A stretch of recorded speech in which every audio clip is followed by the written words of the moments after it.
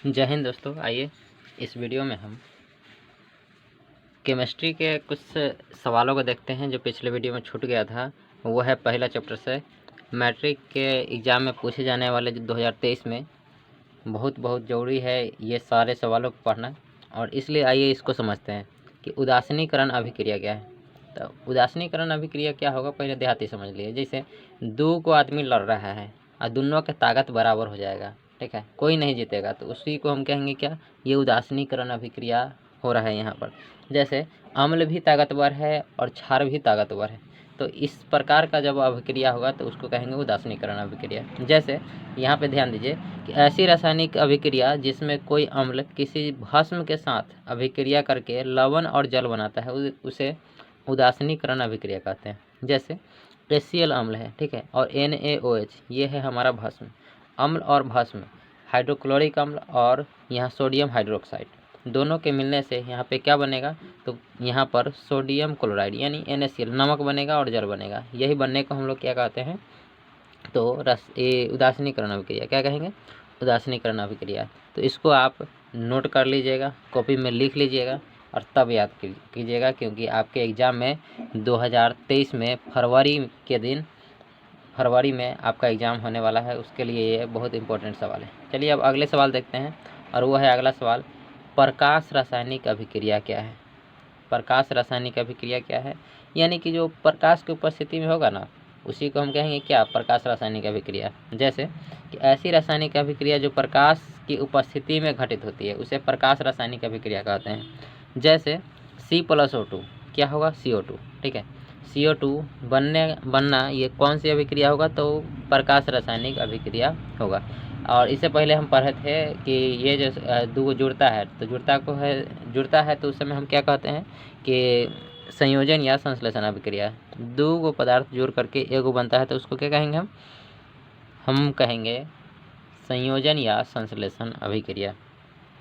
अब ध्यान दीजिए, अगला सवाल है आपका, ऑक्सीकरण अभिक्रिया क्या है। ठीक, ऑक्सीकरण या इसको उपचयन, ठीक है, ऐसी रासायनिक अभिक्रिया जिसमें किसी तत्व या यौगिक के साथ ऑक्सीजन का संयोग या हाइड्रोजन का निष्कासन होता है। माने कि ऑक्सीजन जुड़ेगा और हाइड्रोजन हटेगा, ठीक है, माने कि ऑक्सीजन जुड़ जाएगा माने कि पहले अलग था, हटा हुआ था, अब है एक हो जाएगा। जैसे यहाँ पे देखिए कि कार्बन और ऑक्सीजन दोनों अलग अलग है और यहाँ पे जुड़ गया है ऑक्सीजन, केकरा साथ है, तो कार्बन के साथ है। तो दोनों के जुड़ने को हम लोग क्या कहेंगे, ये हमारा ऑक्सीकरण या उपचयन अभिक्रिया। किसका जोड़ने का, तो ऑक्सीजन का जोड़ने का। ऑक्सीजन जुड़ना या हाइड्रोजन हटना क्या कहलाता है, ऑक्सीकरण या उपचयन अभिक्रिया, ठीक है, जिसको यहाँ पर ऑक्सीडेशन रिएक्शन कहते हैं।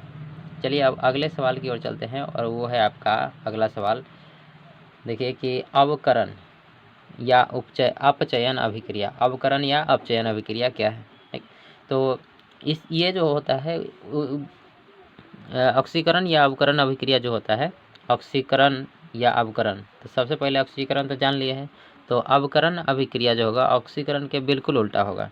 जैसे कि ऐसी रासायनिक अभिक्रिया जिसमें किसी तत्व या यौगिक के साथ हाइड्रोजन का संयोग होता है, यानी यहाँ हाइड्रोजन जुड़ेगा या ऑक्सीजन का निष्कासन होता है, उसे अवकरण अभिक्रिया कहते हैं। यहाँ देखिए कि हाइड्रोजन अलग है, हाइड्रोजन गैस, क्लोरीन गैस अलग है। यहाँ हाइड्रोजन जुड़ जाएगा यहाँ पर, तो किसके साथ आ गया है, तो क्लोरीन के साथ आ गया है, ठीक है। तो यही जुड़ना क्या कहलाता है, यहाँ अवकरण या अपचयन अभिक्रिया, ठीक है।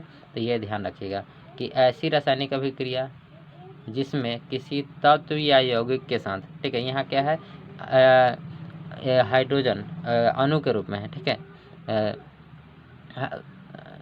यौगिक के साथ हाइड्रोजन का संयोग होता है, यानी हाइड्रोजन जुड़ जाएगा, ठीक है, क्लोरीन के साथ कौन जुड़ गया है, हाइड्रोजन, या ऑक्सीजन का निष्कासन होता है, चाहे ऑक्सीजन हटेगा, ठीक है, तो उसे अवकरण अभिक्रिया कहते हैं। ठीक, ये आपको समझ में आ गया, इसको लिख लीजिएगा बढ़िया से और इसको याद कर लीजिएगा।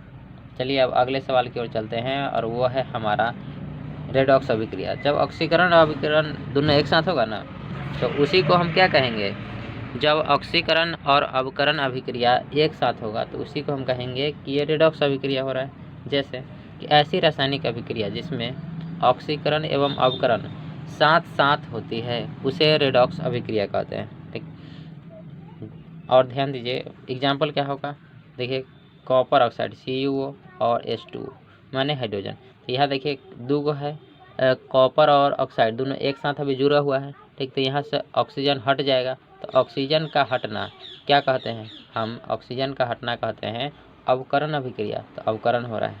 और उसी प्रकार हाइड्रोजन का जुड़ना, हाइड्रोजन देखिए यहाँ पर जुड़ रहा है ऑक्सीजन के साथ। ठीक, तो हाइड्रोजन जुड़ गया है, तो इसको हम क्या कहेंगे कि ये हमारा ऑक्सीकरण ऑक्सीजन जुड़ गया है, तो ये हम कहेंगे क्या है कि हमारा अवकरण अभिक्रिया है।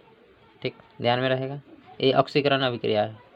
हाइड्रोजन का हटना या ऑक्सीजन का जुड़ना, ऑक्सीजन का यहाँ आकर के जुड़ गया है ऑक्सीजन, इसलिए हम कहें कि कौन सा अभिक्रिया है, तो ऑक्सीकरण अभिक्रिया।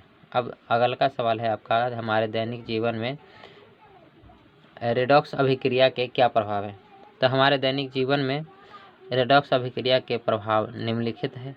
ठीक, जैसे कि ऑक्सीकरण के कारण ही भोजन खराब हो जाता है, कि भोजन के अगर कुछ देर ऐसे छोड़ देंगे तो क्या होगा, खराब हो जाएगा। किस कारण से, तो ऑक्सीकरण के ही कारण से खराब हो जाएगा। कई दिनों तक अगर छोड़ देंगे ऐसे ही खुला हुआ तो भोजन खराब हो जाएगा, एकदम बदबू देने लगता है। ठीक, इसके बाद देखिए दहन के क्रिया में भी ऑक्सीकरण की क्रिया होती है, कि ऑक्सीजन की उपस्थिति में ही दहन होता है।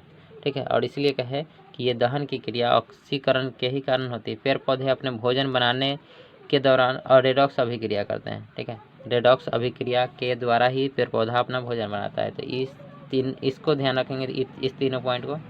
चलिए अब अगला सवाल है आपका कि विकृत गंधिता का क्या अर्थ है। ठीक है, विकृत गंधिता यानी कि भोजन वोजन खराब हो जाता है ना, उसी को हम कहेंगे विकृत गंधिता। सो उदाहरण समझाए, जैसे कि तेल एवं वसा युक्त खाद्य पदार्थ उपचयित होकर यानी खराब होकर के उपचयित होकर अपना स्वाद एवं गंध बदल लेते हैं, यह घटना विकृत गंधिता कहलाती है। कि तेल एवं खाद्य वसा युक्त खाद्य पदार्थ, तेलीय पदार्थ जब खराब हो जाएगा तो वही क्या कहेंगे हम कि यह घटना विकृत गंधिता है, जिसको रैंसिडिटी कहते हैं, रैंसिडिटी। अब ध्यान देना है, जैसे विकृत गंधिता कहते हैं, जैसे चिप्स बनाने वाले चिप्स की थैली में ऑक्सीजन हटाकर उसमें नाइट्रोजन जैसी कम सक्रिय गैस से युक्त बनाती है। क्यों बनाती है, क्योंकि वहाँ पर ध्यान दीजिएगा, ऐसा इसलिए बनाती है चिप्स बनाने वाली कंपनी, ताकि जो भोजन खराब हो रहा है वो खराब ना हो। ठीक है, इसीलिए वो ऐसे करती है। ठीक, जैसे देखिए कि चिप्स बनाने वाले चिप्स की थैली में से ऑक्सीजन हटा करके और उसमें नाइट्रोजन जैसी कम सक्रिय गैस भर देती है। ठीक है, ताकि चिप्स उपचयित ना हो यानी खराब नहीं हो। ठीक है, ये ध्यान में रखना है। चलिए अब अगला सवाल है आपका, वो है ये, देखिए कि ज्वलन ताप क्या है। ठीक है, जैसे कोई भी पदार्थ को जलाते हैं ना, लकड़ी हो गया तो या और कोई पदार्थ कोयला हो गया, इस सब को जलाएंगे तो कैसे जलेगा, जिस न्यूनतम ताप पर कोई पदार्थ अब जलना प्रारंभ करता है उसे ज्वलन ताप कहते हैं। ठीक, कि लकड़ी को गर्म करेंगे तो थोड़ा लेट से जलेगा, जैसे कागज़ को जला रहे हैं तो कागज़ थोड़ा जल्दी जल जाएगा। ठीक है, तो कागज़ जल्दी जलेगा, इसका मतलब कि कागज़ का ज्वलन ताप बहुत कम है।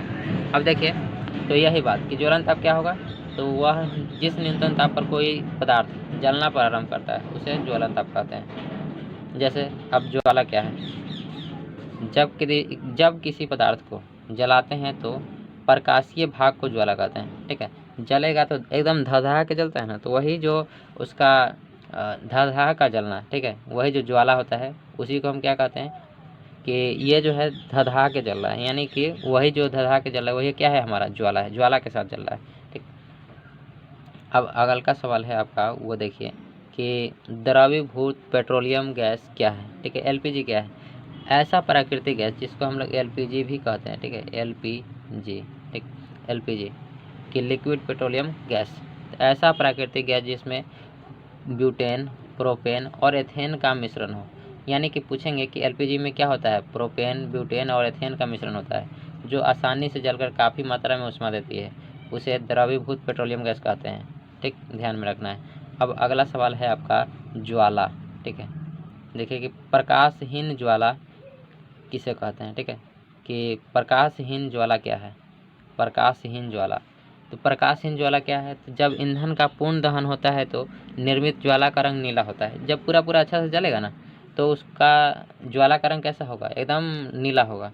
किंतु प्रकाश बहुत कम होता है, इसलिए इसे प्रकाशहीन ज्वाला कहते हैं, ठीक है, कि जब अच्छा से जलेगा तो उसमें प्रकाश कम होगा। जैसे गैस उसको जलते हुए देखते होंगे तो उस समय ये जो होता है नीला ज्वाला के साथ जलता है, ठीक, तो ये ध्यान में रखना है। तो चलिए आपका ये सारा सवाल पहला चैप्टर से समाप्त होता है। इसका आप अच्छे से नोट बना लीजिएगा। पूरा एनसीईआरटी और क्वेश्चन बैंक से पूरा क्वेश्चन है, इसलिए क्वेश्चन यहीं से आएगा, ध्यान रखिएगा, नोट बना लीजिए। और चलिए आज के लिए इतना ही, मिलते हैं नेक्स्ट वीडियो में। अगर आप इस सारे का PDF अगर प्राप्त करना चाहते हैं तो लिंक डिस्क्रिप्शन में है टेलीग्राम का, आप टेलीग्राम ग्रुप बांटो ज्ञान को ज्वाइन कर सकते हैं, ठीक है। तो चलिए मिलते हैं अब नेक्स्ट वीडियो में, तब तक के लिए धन्यवाद।